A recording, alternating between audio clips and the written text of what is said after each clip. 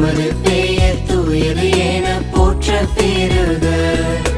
விண்ணுலகில் இருக்கின்ற எங்கள் தந்தையே, உமது பெயர் தூயது என போற்ற பெருக.